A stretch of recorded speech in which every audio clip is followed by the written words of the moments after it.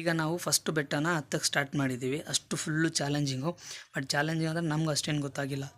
ನೀವು ನೋಡ್ಬೋದು, ನಾವು ಫುಲ್ಲು ಎನರ್ಜಿ ಆಗಿದ್ದೀವಿ ಆ್ಯಂಡ್ ಗ್ಲುಕೋಸ್ ಎಲ್ಲ ತೊಗೊಂಡೋಗಿದ್ರಿ.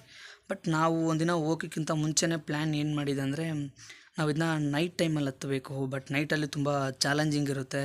ಬಟ್ ಯಾವ ಕಡೆಯಿಂದ ಅನಿಮಲ್ ಬಂದು ಅಟ್ಯಾಕ್ ಮಾಡುತ್ತಂತನೂ ಗೊತ್ತಾಗಲ್ಲ. ಯಾಕಂದರೆ ಇದರಲ್ಲಿರೋ ಫುಲ್ ಅನಿಮಲ್ಸ್ ಬಂದ್ಬಿಟ್ಟು ಈ ಮೇ ಜೂನ್ ಅಲ್ಲ, ಮಾರ್ಚ್ ಏಪ್ರಿಲಿಂದನೇ ಏನಾಗುತ್ತೆ ಅಂದರೆ ಬಿಸಿಲು ಕಾಲ ಸ್ಟಾರ್ಟ್ ಆಗುತ್ತೆ.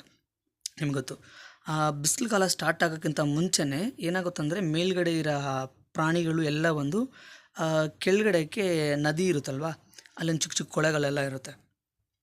ಅಲ್ಲಿ ಕೊಳದ ಹತ್ರ ಹೋಗ್ಬಿಟ್ಟು ವಾಸಿ ಮಾಡುತ್ತಂತೆ. ಏನಕ್ಕಂದರೆ ಈಗ ಮೇಯಿಂದ ಜೂನ್, ಜುಲೈ, ಆಗಸ್ಟ್, ಸೆಪ್ಟೆಂಬರೆಲ್ಲ ಬಂದರೆ ಫುಲ್ ಬಂದು ಮಳೆ ಬಂದಿರುತ್ತೆ. ಅಲ್ಲಲ್ಲಿ ಚಿಕ್ಕ ಚಿಕ್ಕದಾಗಿ ಕೊಳಗಳಿದ್ರೆ ಅಲ್ಲಲ್ಲಿ ನೀರು ತುಂಬ್ಕೊಂಡಿರುತ್ತೆ. ಆ ನೀರು ಈ ಪ್ರಾಣಿಗಳು ಮತ್ತು ಪಕ್ಷಿಗಳು ನೀರು ಕುಡಿಯೋಕ್ಕೆ